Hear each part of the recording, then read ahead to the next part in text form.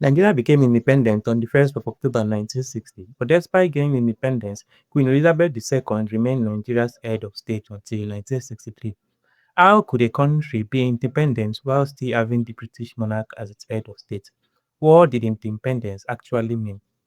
Nigeria itself was created by Britain in 1914 when the northern and southern protectorates were merged into a single colony under Frederick Lugard. And for the next 46 years, Britain had ruled Nigeria. Then, on October 1960, Nigeria became an independent country. So, if Britain no longer ruled Nigeria, why was the Queen still Nigeria's head of state? The answer lies in a constitutional idea known as the Divisible Crown. Sounds complicated, yes, but the idea was actually simple.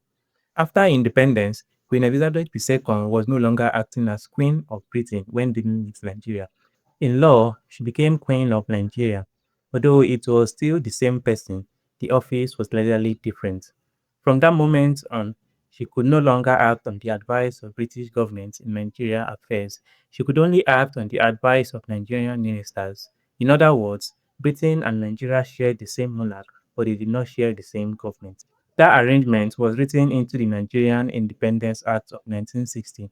Whilst independence took effect, Britain could no longer make laws for Nigeria or govern the country in any way. Nigeria's parliament alone had that authority. So, if the Queen no longer ruled Nigeria, who actually did? The answer was Prime Minister Sir Abubakar Tafawa Balewa and his elected government. The Queen's representative in Nigeria was the Governor General, but his role was largely ceremonial.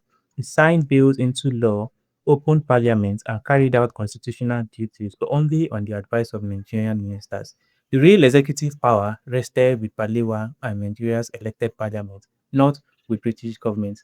For the first 46 days after independence, the Governor General was still Sir James Robertson, the last British colonial governor. But the moment independence took effect, he stopped serving Britain. His loyalty was now to Nigeria alone. Then, on November 16, 1960, Nnamdi Azikiwe became the first Nigerian to hold the office, marking another step away from the colonial era. Even so, traces of the old colonial system still persisted. Court cases were still brought in the name of the Queen. Nigeria's highest court of appeal was still the Privy Council in London. Soldiers still swore allegiance to the Queen of Nigeria.